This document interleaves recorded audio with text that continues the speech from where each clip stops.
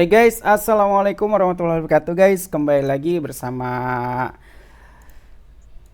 kami berdua di obrolan milenial dengan saya orang lembur dan Bung Daeng Wahidin ya dari PPMI Presia apa Pak aktivis Presiden buruh PPI. ya aktivis buruh yang konon kabarnya bikin menggetarkan jagat nasional ini semenjak kemarin ya bikin rusuh di Kemnaker akhirnya menteri sampai turun ya sampai turun ke Mokom. Nah, Bung Daeng, kali ini kita bahas yang terbaru nih dari Tempo Ya, nih.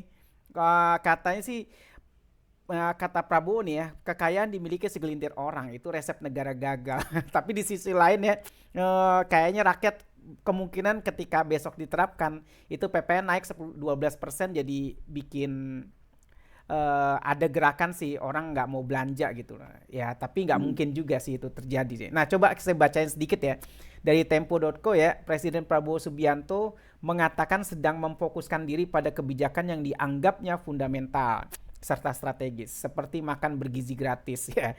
Jenderal ya, Purnawirawan TNI ini meyakini setiap pemimpin dan pemerintah harus mampu memberi makan rakyatnya. Prabowo menyampaikan ini saat menghadiri Indonesia Brazil Business ya. Ya, ia menyebut visi pemerintah untuk makan bergizi ini sejalan dengan visi konferensi tingkat tinggi atau KTT G20 Brasil yang fokus memerangi kemiskinan dan kelaparan.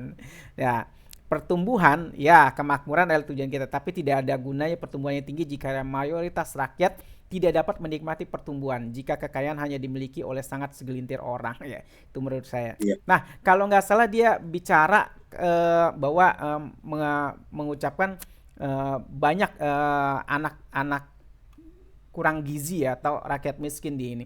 Nah, masalahnya kan dia itu kan pemimpin ya, seharusnya tidak tidak menjatuhkan wibawa di dalam bernegara gitu. Nah, Bung Dayan Wahidin ini gimana nanggapinya Bung? Di sisi lain dia bilang bahwasanya kekayaan dimiliki segelintir orang. Tapi kenapa kok dia tetap ngotot naikkan PPN 12% sementara orang segelintir orang itu yang mungkin punya kekayaan lebih bahkan dikasih tax amnesty, Bang. Ya, ya, oke. Makasih Pak Pimret. Assalamualaikum warahmatullahi wabarakatuh. Para Waalaikumsalam. pemirsa itu juga logika rakyat dimanapun berada, baik dalam dan luar negeri. Pernyataan Pak Prabowo itu yang pertama adalah paradoks Prabowo. Paradoks. Ya, seperti bukunya Paradoks Indonesia. Oke, oke, oke, Ya, kan? oke. Nah, harusnya kan dia tidak boleh membuat sebuah statement yang kontradiktif dengan kenyataan-kenyataan yang ada. Oke, oke, Tapi oke. walaupun kita akui bahwa Prabowo gentleman lah di dalam G20 dia menyampaikan secara terbuka bahwa 25% anak Indonesia itu dalam keadaan kekurangan gizi dan kelaparan. Ya kan? Mungkin statement Pak Prabowo yang kedua ini adalah juga sekaligus mengkritik pendahulunya yaitu Joko Widodo. Ya kan? Nah, Betul, betul. karena kenaikan pajak 12% ini memang udah ancang-ancang daripada Jokowi sebelum lengser, belum digantikan Pak Prabowo. Betul, betul. Cuma disayangkan menjadi paradoks Prabowo kalau ini tetap dilanjutkan karena kenaikan pajak 12% ini bukan cuma rakyat yang menolak, bukan cuma buruh, tetapi juga pengusaha ikut keberatan. Karena satu Hmm. persen jangan dilihat nilai 1%-nya, tapi 1% dibagi 11% sebelumnya itu hampir 10% kenaikan itu. Jadi total total kenaikan itu sebenarnya itu dari PPN itu 10%. Nah, ditambah lagi beban bagi kaum buruh dan pengusaha itu ada tapera. Tapera itu buruh 2,5%, ya kan? Nah, pengusahanya 0,5%. Hmm. Sehingga ini semua bagaimana bisa dikatakan janji-janji Pak Prabowo yang ingin membahagiakan rakyat Indonesia jika pada akhirnya kebijakan-kebijakannya hanya bisa menaikkan pajak, minta pajak. Sementara banyak sektor-sektor lain yang harusnya bisa dioptimalkan, bisa dioptimalkan dalam rangka menambal APBN. Kita tahulah akibat Jokowi ini kan kehancuran ekonomi kita kan ini 2025 ini di depan mata. Betul, betul. Indonesia harus menutupi defisit utang sisa PBN 400 triliun. Mm-mm. Belum lagi membayar pokok utang setiap tahun itu 800 triliun. Mm. Kan? Nah, itu semua adalah beban-beban dari Jokowi yang sekarang membebani Prabowo. Jadi Pak Prabowo, ya kan, kalau Anda sudah menyatakan ingin membahagiakan rakyat Indonesia, sama dengan Menaker kemarin ingin membahagiakan kaum buruh, harusnya pajak itu malah harus diturunkan. Jadi Mm. 10%. Ya kan? Nggak drastis juga mungkin ya, terlalu radikal juga nggak inilah ya. Nah, kemudian adalah agar dapat meningkatkan pertumbuhan ekonomi sekaligus apalagi ini menjaga nilai-nilai inflasi, maka naikkan upah buruh setinggi-tingginya, ya kan? Ya kita ikuti standar upah layak lah, minimal ya sekitar 6 sampai 8 juta lah untuk UMP UMK. Itu baru terasa nanti ya, sebenarnya tidak usah terlalu nyelimet lah. Jurisprudensinya itu bisa diambil dari kebijakan Presiden keempat Indonesia, itu Pak Kiai Haji Abdurrahman Wahid alias Gus Dur. Beliau begitu radikal, itu kan masih status krisis moneter Indonesia saat itu. Dia mengambil langkah yang cukup revolusioner, radikal, yaitu dengan menaikkan upah buruh sampai kurang lebih hampir 50% dan pegawai negeri sipil 270%. Artinya uang itu harus dibagi ke masyarakat. Nah, jadi kalau dinyatakan uang negara gagal jika ekonomi atau uang ini hanya dipegang oleh segelintir orang, nah yang terjadi hari ini itu oleh Jokowi. Jokowi dengan undang-undang Omnibus Law-nya mengeluarkan kebijakan PSN yang nggak jelas itu, ya kan? Itu kan menumpuk kekayaan pada mafia-mafia, oligarki-oligarki tambang, oligarki-oligarki properti, mafia-mafia sawit, sumber daya mineral lainnya, baik itu timah, tembaga, emas dan lain sebagainya. Jadi hanya uang itu berada di kalangan investor. Nah, syukur-syukur mungkin pribumi lah, ini investor dari Cina juga ikut menikmati. Negara kita ini oleh kebijakan Jokowi habis dirampok sumber daya alamnya. Betul, betul. Sumber daya manusianya dibiarkan miskin dengan melibatkan begitu banyak tenaga kerja asing masuk ke Indonesia. Sampai hari ini Kemnaker juga belum eksekusi tuh kebijakan putusan MK terkait masalah penggunaan tenaga kerja asing. Puluhan ribu loh, bahkan sudah jadi kampung itu di daerah-daerah apalagi di sana di daerah-daerah Sulawesi, udah ada kampung-kampung memang khusus orang Cina gitu loh. Yang tadinya nggak ada orang Cina di situ jadi ada sekarang. Nah, ini berbahaya sekali kebijakan-kebijakan yang disampaikan. Jadi pidato-pidato Prabowo ini justru menurut saya tidak sejalan dengan apa yang menjadi kebijakan Menteri Keuangan. Yang Hmm. kita sayangkan juga berikut juga keterlibatan DPR RI di sini. Loh kok memuluskan kebijakan kenaikan pajak 12% itu yang diusulkan oleh Ibu Sri Mulyani bin Mulyono. Kenapa Bin saya bilang bin Mulyono. Mulyono? Karena dia itu adalah ya mantan kabinetnya Jokowi juga. Yang kemarin saya dengar desas-desus sudah nggak dipakai lagi. Tapi mungkin karena ada proksi-proksi keterlibatan apalagi ini elit-elit global sehingga ya mungkin memaksa Pak Prabowo harus ya memasukkan Sri Mulyani dalam kabinet. Bukti bahwa Prabowo juga nggak terlalu percaya amat dengan Sri Mulyani itu wakil menteri keuangan sampai 3, ya kan, untuk Hmm. membackup itu. Tapi yang disayangkan kenapa sampai naik pajak 12% ini, aduh amat sangat membebankan, membebani sekali rakyat Indonesia hari ini, ya kan, di tengah upah murah, masifnya rakyat itu pakai ikut judi online, terus kemudian terlibat pinjol segala macam. Ini makin makin carut marut ini kondisi perekonomian bangsa Indonesia ini ke depan, karena beban-beban yang ibarat kata mungkin Sri Mulyani juga udah puyeng. Padahal sebenarnya kalau dia mau, dia cukup berkoordinasi dengan kejaksaan atau Kejaksaan Agung atau dengan Kapolri untuk bagaimana menjara semua itu hasil-hasil korupsi.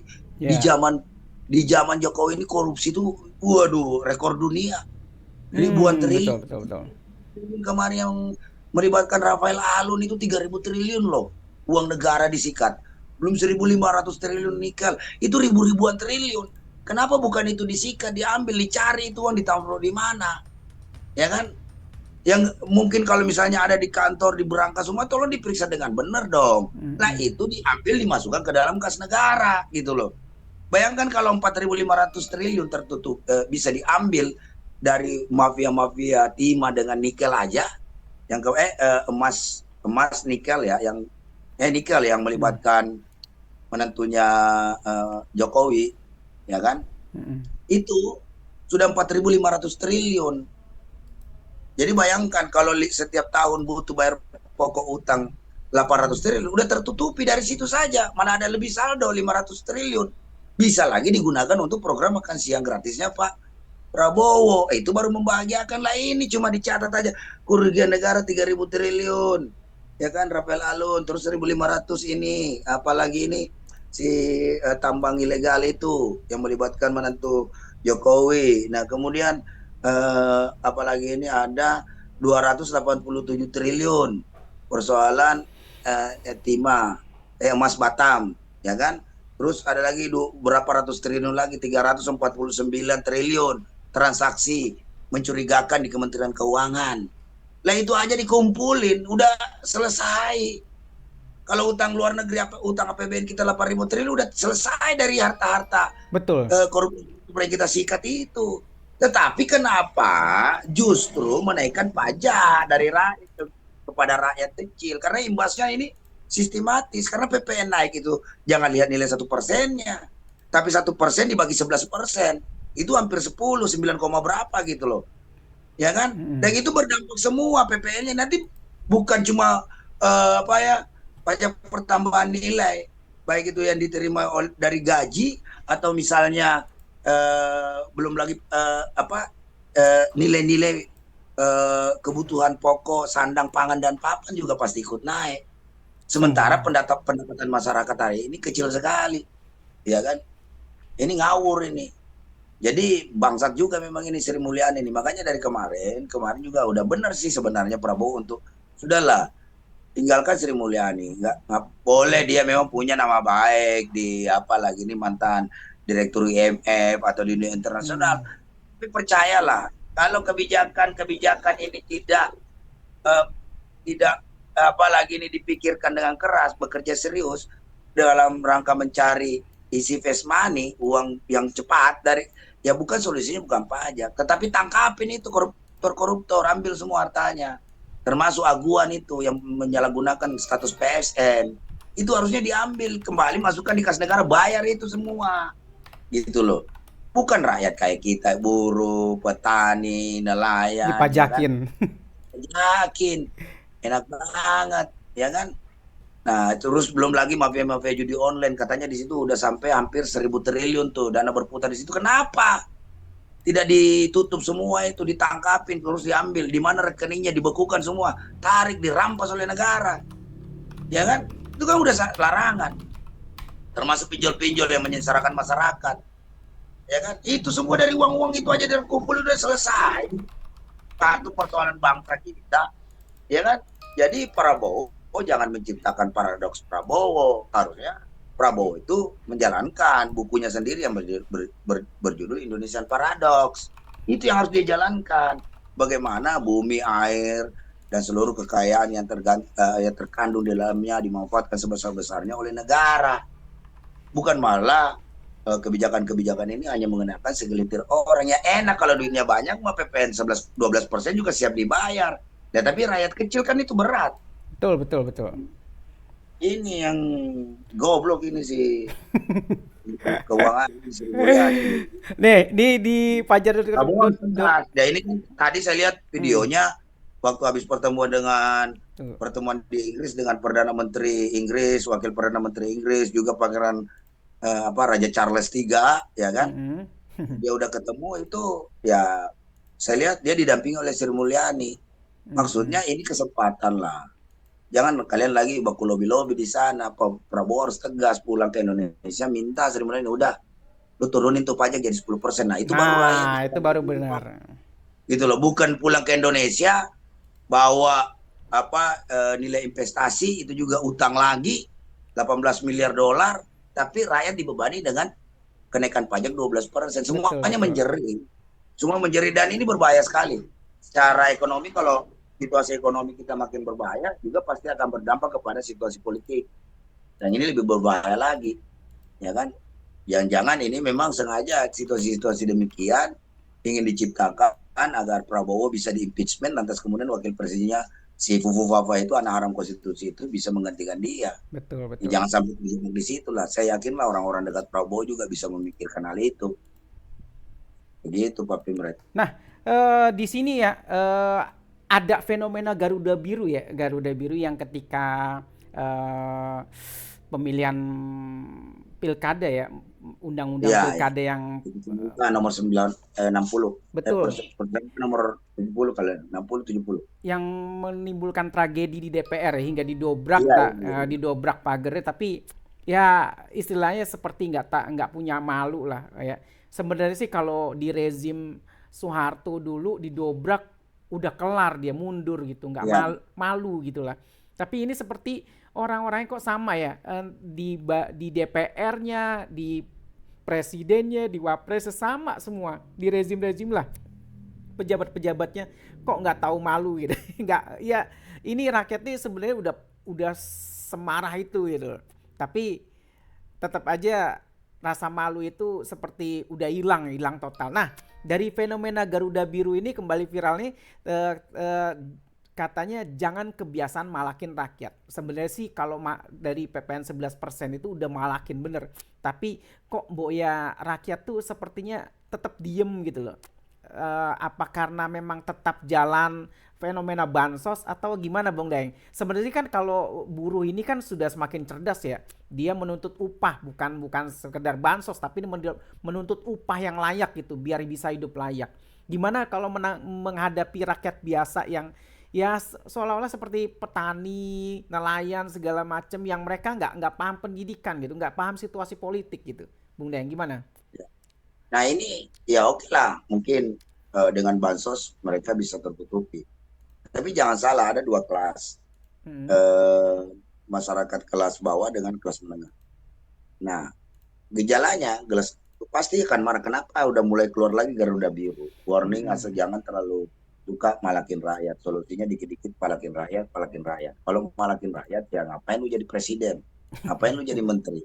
Kalau solusinya cuma naikin pajak, apa bedanya kamu dengan Jokowi? Ya Ya kan? betul. Nah, orang berharap dengan pergantian Prabowo menjadi presiden, dengan begitu banyak apalagi ini harapan yang muncul ketika pelantikan, pidato pertamanya yang begitu berapi-api, menggebu-gebu, ya kan, ingin bagaimana menjadikan Indonesia menjadi negara yang berdaulat, negara besar, ya kan, membahagiakan rakyatnya. Tapi dengan memberikan solusi kenaikan pajak, itu nanti pelan-pelan tapi pasti, Hmm. ketika rakyat sudah mulai merasakan tingkat tingginya harga-harga kebutuhan sembako, ya kan, sulitnya mendapatkan lapangan pekerjaan akibat banyak perusahaan tutup karena pajak terlalu banyak diminta, ya kan, tambah lagi kebijakan produk impor yang membabi buta. Nah, pada akhirnya makin hari makin banyak rakyat yang miskin. Nah, kelas menengah yang tadinya ini kan kemarin udah 10 jutaan tuh yang turun derajat menjadi apalagi ini miskin.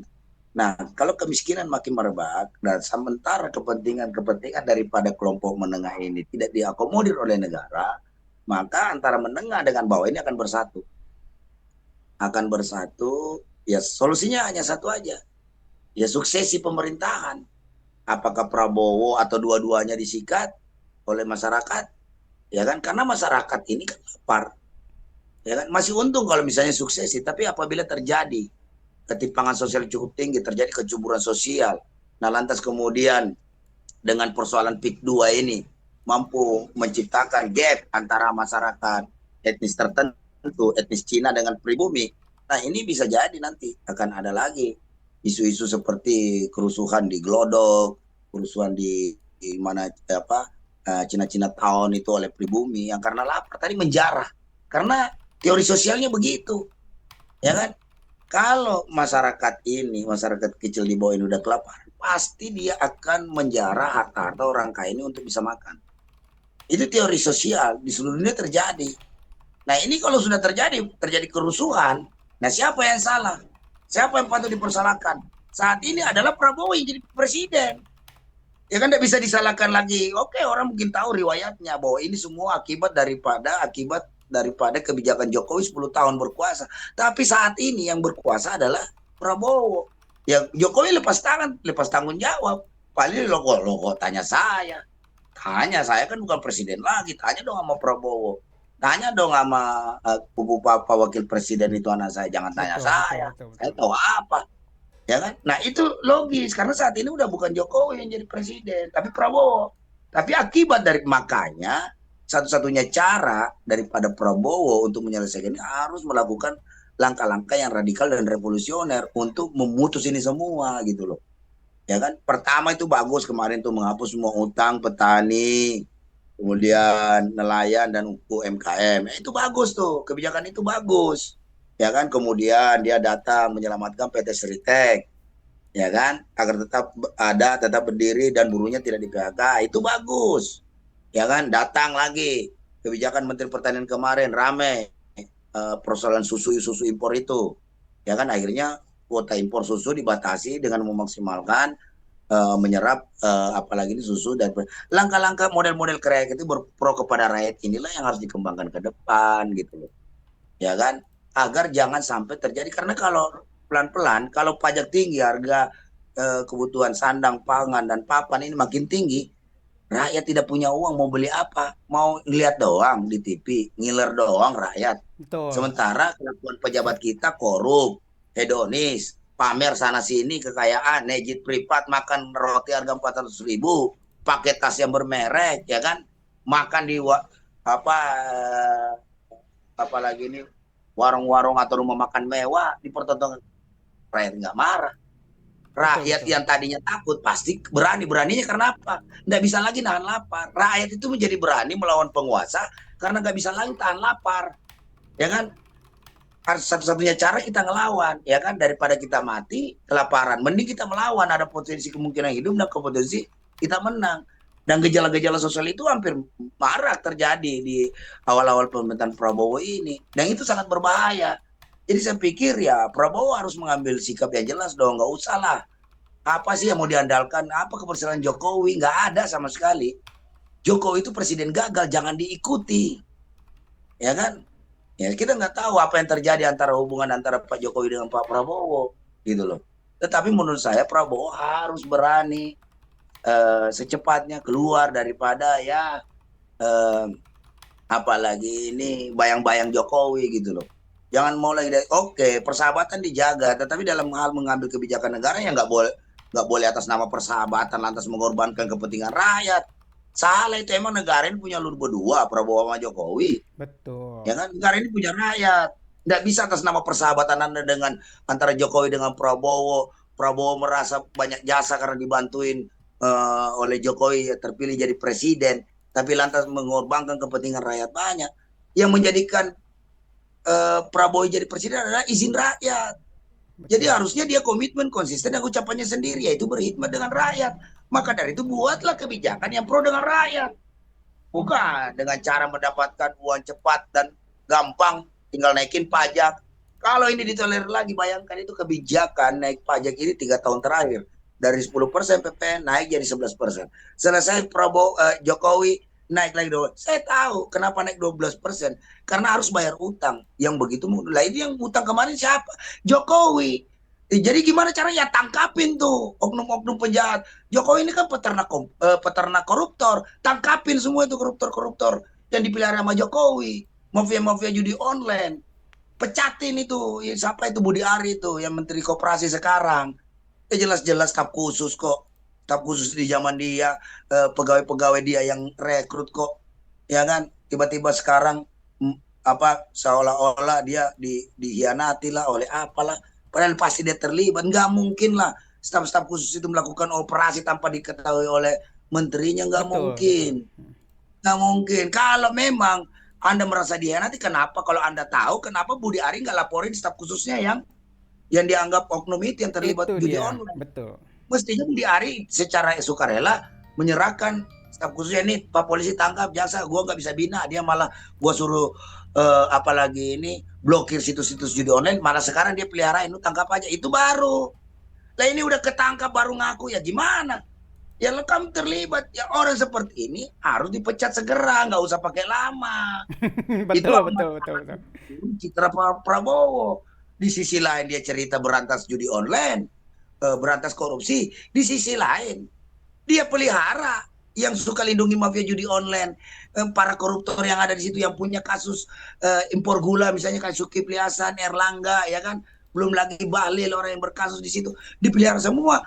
Jadi apa yang terjadi itu namanya paradoks Prabowo, Paradoks bukan ya, betul, paradoks betul. di bukunya. Kan ngawur ini. Kan jadi saya tahu lah inilah akibat daripada potret kabinet terlalu gemuk, kompromi sana sini, semuanya dirangkul. Ya konsekuensi logis daripadanya semuanya dirangkul. Ya begitu jadinya. Orang-orang yang punya kesalahan masa lalu, ya mau nggak mau, ya suka tidak suka ya mungkin Prabowo juga mau back, tetapi rakyat yang dikorbankan. Ya apa ini kayak begini? Ini harusnya Pak Prabowo cepat sadar lah. Ya kan, kita ini ada harapan dengan Pak Prabowo jadi presiden.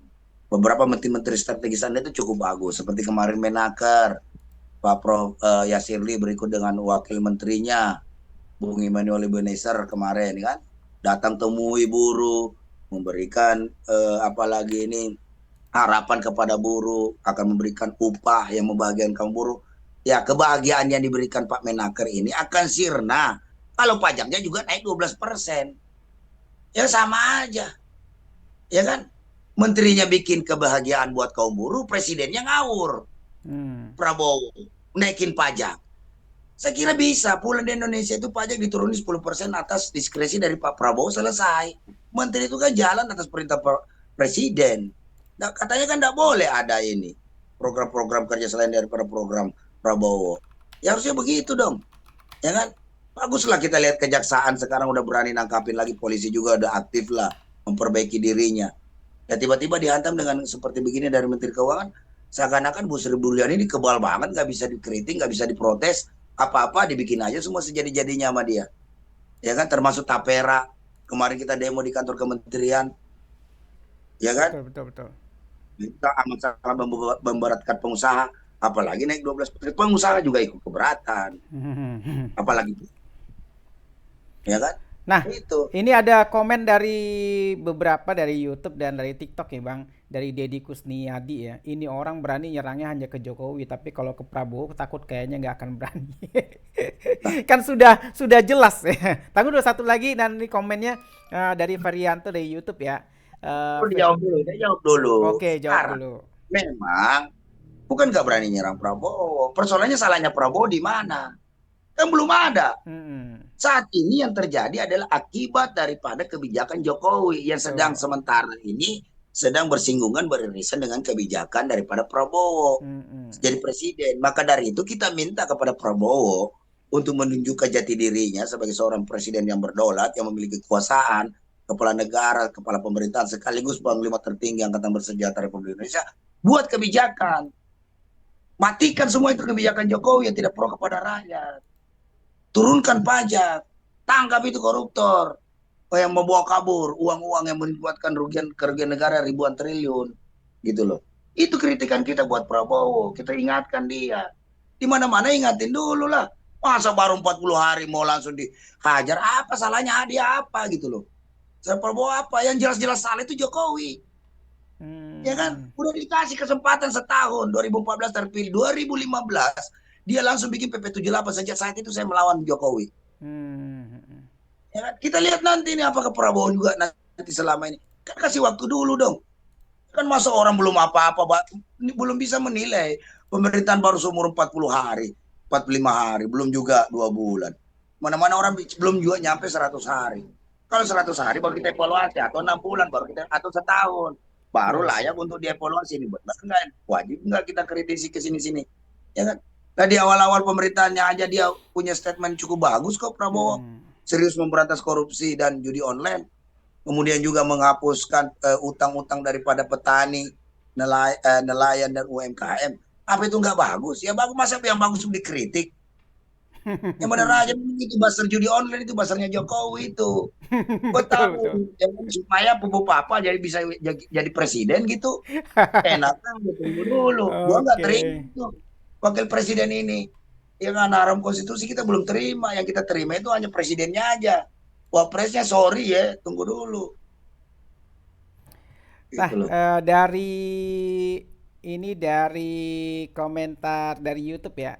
Pejabat Indonesia KKN dari dulu priai, gonta-ganti presiden, korup semua ditambah rakyatnya kerdil, miskin akut. Seperti begitulah lihat adanya ya. Terus dari Prianto juga masuk kantong pribadi ya. Memang sih kalau menyita-menyita itu cuma keterkesan kok kayak apa namanya? Kayak cuma selebrasi lah atau wah terkesan kayak untuk tontonan lah, untuk sekedar tontonan, tapi nggak ada action setelah itu. Apakah uangnya disita, apakah uangnya ditahan, apakah uangnya dikembalikan negara, kita nggak tahu sampai sekarang gitu loh. Tapi faktanya Nah, yang terjadilah utang, utang, utang dan utang. Nah itu gimana Bung Deng nanggapinnya? nah, itulah perilaku-perilaku penyimpangan-penyimpangan atau apalagi ini perilaku-perilaku menyimpang dari pejabat itu yang harus diluruskan karena waktu zaman Jokowi itu mereka itu dapatkan surganya. Mm-mm.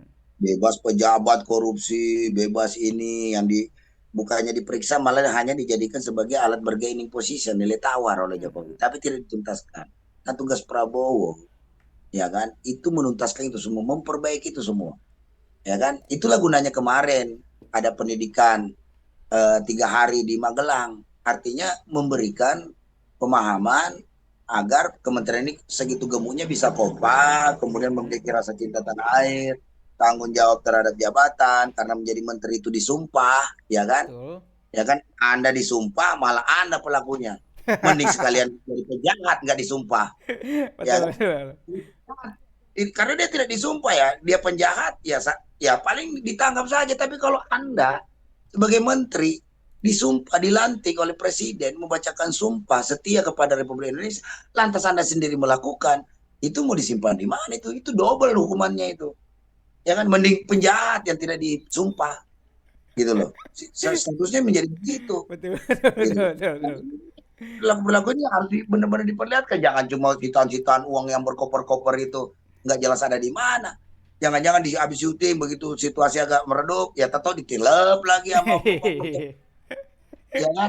Yang anehnya sekarang kayak institusi kejaksaan, kepolisian, anggota Polri atau anggota kejaksaan, yang pegawai kejaksaan dan pegawai Polri yang mengungkap penyimpangan-penyimpangan yang dilakukan di internal Polri, malah dia yang dipecat, Betul, betul. bukan orang yang dilaporkan. Itu yang terjadi tuh, ya kan? Katanya sudah merusak marwah institusi. Yang merusak marwah institusi itu karena banyak kejadian begitu, Mm-mm. ya kan? Penjahat dilaporin oleh bawahannya ke Kapolri, malah atasannya yang terima koper daripada apalagi ini bupati atau mana satu tas koper itu di daerah Sumatera Utara sana, malah dia yang dipecat.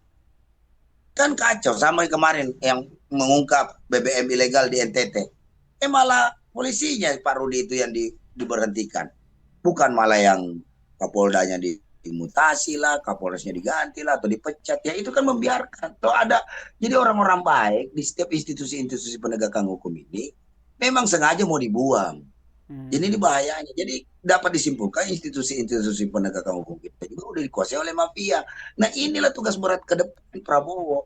Bagaimana dia ingin memberantas korupsi, memberantas judi online, jika yang berantasnya juga ini isinya tikus semua, ya kan? Jadi kita ini, rakyat ini hanya diberikan aja casing-casing pencitraan tanpa solusi. Dari kasih senang-senang, oh udah ditangkap. Padahal bisa saja ditangkap di penjaranya tahu di mana, apa dikasih sewain apartemen, apa selnya disulap jadi hotel bintang 5 di dalam, kita kan Betul, nggak betul, tahu. betul. Kan kita nggak tahu yang kasus Jadi 271 triliun kalau itu hukuman sekarang itu gimana ya? benar-benar dijalankan, diberikan, tentunya ada efek jerah. Lah kalau ini koruptornya nggak ada jerah-jerahnya, Wah, mafia judi online-nya nggak ada jerahnya, ya berarti enak dong. iya, tahu-tahu Ya kan? lagi main tenis lagi di Bali mungkin ya. Iya. Indonesia lah apalah. Ya, jadi efek penjara itu nggak ada sama sekali, nggak membuat efek jerah, hanya bikin malu aja, Ya sekarang kan koruptor udah gak ada malunya. Mm-mm. Ya kan? Mau dibilangin dia mantan napi kayak malah nyalon lagi jadi kepala daerah. Mau dibilang mantan koruptor kayak nyalon lagi anggota DPR RI, DPD RI, Mm. DPR RI, DPRD juga, DPRD ke provinsi, kabupaten. Lucunya terpilih lagi. Kan kacau ini negara ini. Kacau, ngawur pol udah ini. Oke, oke. Ngawur pol, ngawur pol. Ngawur pol. Baik, Inilah ya tugas besar daripada, sekali lagi, inilah tugas besar daripada Pak Prabowo untuk memberesi semua. Termasuk kemarin pemilihan ketua KPK. Kalau serius berantas korupsi. Masa yang mendapat suara terbanyak Pak Jonathan siapa itu? Yang Mm. tidak sepakat dengan ada OTT dilakukan oleh KPK. Loh kok itu yang dapat suara terbanyak? Mm. Artinya di DPR yang milih suara terbanyak itu memang sarang koruptor di situ. Ya Mm. kan? Tikus lagi milih kucing yang kalem. Ya gimana? Penjahat memilih kepada orang yang akan memberangus dia. Ya otomatis memilih penjahat juga jadi di sana. Jadi sesama penjahat ini yang berkuasa sekarang. Ini ngapain kayak begini negara ini? Mm. Makanya mekanisme pemilihan-pemilihan seperti ketua KPK itu kalau bisa ya jangan DPR yang disuruh pilih. Bagaimana mungkin anggota DPR disuruh memilih calon pimpinan KPK berantas korupsi sementara pasti akan menyerang anggota DPR RI sendiri itu yang Komisi 3 itu nggak Mm. mungkin, ya kan? Nggak mungkin belara macan, jadi harusnya dia pihak tersendiri lah. Kita nggak usah libatkan semua karena bingung juga ini institusinya seperti apa, semuanya juga udah dikuasai oleh maling-maling uang rakyat.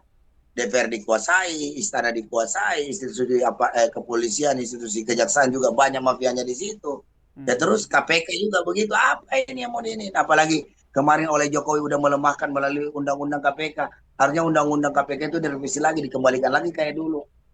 Ya kan dia bukan pegawai negeri, dia pegawai KPK. Dia bukan dibawa digaji oleh pemerintah ya. Kalau sekarang statusnya sama dengan aparat sipil negara ASN, ya apa bedanya? Ya wajar dia manut kepada atasan, bukan manut kepada apalagi perintah sebuah lembaga anti rasuah yang benar-benar harus menangkap para koruptor itu. Itu sekarang ini banyak nggak benar, gitu Pak Pimren.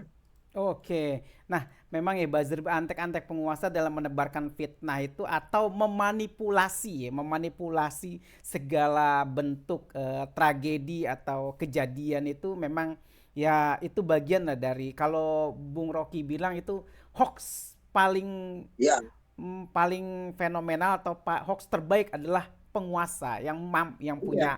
punya Nah, media karena semua dia, yang punya hmm, intelijen dia, yang betul, punya institusi dia, yang punya betul, kekuasaan dia gitu. Ya. Nah, betul. begitulah mungkin sebagian besar seharusnya rakyat itu sudah mulai cerdas karena sudah ada sosial media yang bisa membandingkan atau Hmm. menyandingkan antara yang benar atau yang tidak benar atau manipulasi fitnah atau yang benar-benar konten yang benar-benar terjadi. Baik guys, sekian dari kita berdua dari ujung negeri anta Saya beranta. closing dulu sedikit ya. Gimana closing statementnya? Saya closing statement dulu ya. Terima kasih Pak Bro. Jadi intinya Hmm. begini.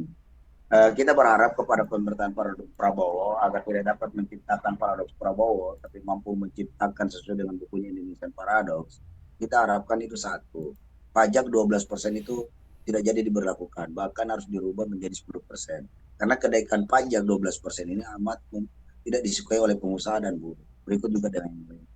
Jangan melihat nilai 1%-nya ini, karena nilai 1% ini kalau dibagi dengan 11 itu sama dengan 9%. Cukup besar, cukup besar, Hmm. lebih besar daripada kenaikan-kenaikan gaji PNS sama gaji buruh tahun-tahun kemarin, jauh. Dan ini cukup besar dan akan berdampak sistemik nanti terhadap kelangsungan perekonomian bangsa kita ke depan. Bukannya tak menyelesaikan tetapi malah akan semakin menghancurkan.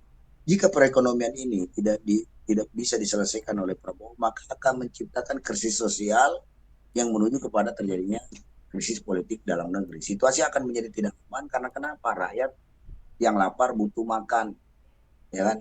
Nah kalau sekedar hanya dikasih makan-makan gratis sampai kapan? Memang cuma anak-anak aja yang butuh makan. Di situ kan ada bapak, ibunya, saudaranya, ya kan? Ponakannya, tetangganya, kiri kanan.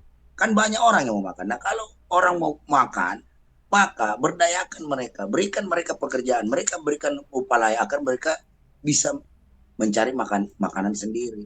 Itu harusnya tugas negara. Jadi tolong sekali lagi dalam kesempatan ini Bu Sri Mulyani bin Mulyono ini itu harus segera mencabut kebijakan kenaikan pajak 12%.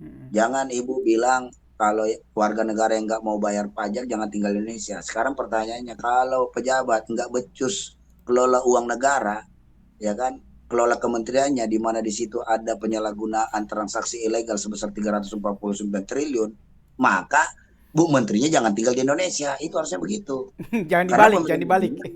bukan Anda. Anda itu jadi pejabat atas izin rakyat. Mm-mm. Izin rakyatnya melalui Prabowo. Prabowo nunjuk Anda jadi Mm-mm. menteri. Janganlah pejabat di sini mau sewenang-wenang, mau sesuka seenak perutnya aja bikin kebijakan. Kamu mah enak, dibiayai oleh negara, disiapkan mobil, pengawal, kantor yang rapi, uang saku, uang jalan, ya kan, uang insentif kiri kanan atas bawah depan belakang, ya kan, enak kamu jarang kepanasan, kamu ada di ruang AC terus.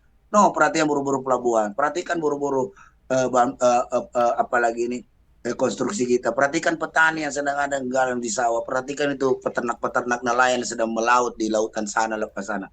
Mereka mereka mencari uang dengan apalagi ini berhadapan dengan alam yang mengancam nyawa mereka.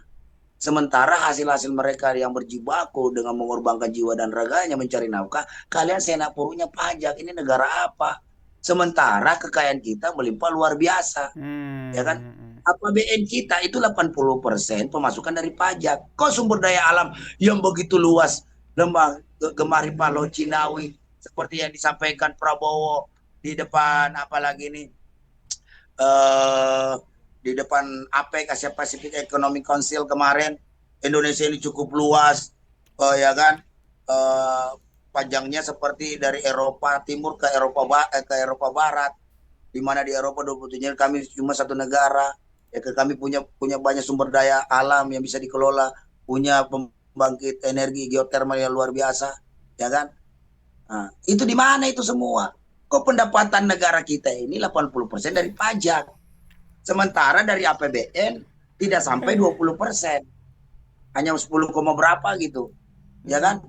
Ini negara salah kelola. Jadi pelaksanaan daripada amanah pasal 33 ini tidak dijalankan oleh pemerintah. Jadi harusnya Prabowo ke depan dibalik, pendapatan APBN ini 80% dari sumber daya alam yang kita miliki, 20% dari pajak, itu baru keren, oke, gitu loh. Hmm. Jadi saya kira itu saja, karena kebijakan 12% ini amat sangat mengganggu buruh dan pengusaha, juga amat sangat berpotensi apalagi mendelegitimasi Prabowo sebagai presiden. Saya pikir presiden sebagai orang yang memiliki hak diskresi untuk itu bisa memerintahkan kepada Sri Mulyani bin Mulyono ini untuk segera membatalkan kenaikan pajak 12% ini, walaupun sudah di-ACC oleh anggota DPR lah, ya kan. Anggota Oke. DPR juga kan yang enak juga tuh, ya kan. Nah, Mm-mm. dibatalkan, kemudian oke, ada PPN tapi dikembalikan kayak dulu hanya 10% saja. Itu Oke. saya kira bisa membahagiakan rakyat Indonesia. Jadi jangan punya tujuan membahagiakan rakyat Indonesia, tapi kebijakannya justru amat sangat menyakiti, menyengsarakan rakyat Indonesia. Itu namanya paradoks Prabowo kalau itu sampai terjadi. Kita tidak ingin itu terjadi. Kita ingin Prabowo bisa membuktikan Indonesian Paradox. Bagaimana Mantap. buku-bukunya Indonesian Paradox itu benar-benar berisi seorang yang berjiwa patriotik, berjiwa Oke. cinta tanah air, berjiwa Baik. seorang pemimpin pemberani dalam melawan segala bentuk penindasan terhadap rakyat. Itu saya kira. Oke, baik guys. Nah, itulah memang seharusnya seorang presiden itu harus mencerdaskan rakyat dan membahagiakan rakyat. Tapi bukan berarti dia harus langsung memberi makan siang gratis, memberi segala macam ya dalam bentuk uang. Tapi rakyat ini harus dicerdaskan dengan segala macam program-program yang positif dari pemerintah. Nah, baik, sekian dari kita berdua dari Ujung Negeri Anta Beranta bersama saya orang lembur dari Mimbartup dan Bung Deng Wahidin dari Logika Rakyat. Sekian, wassalamualaikum warahmatullahi wabarakatuh.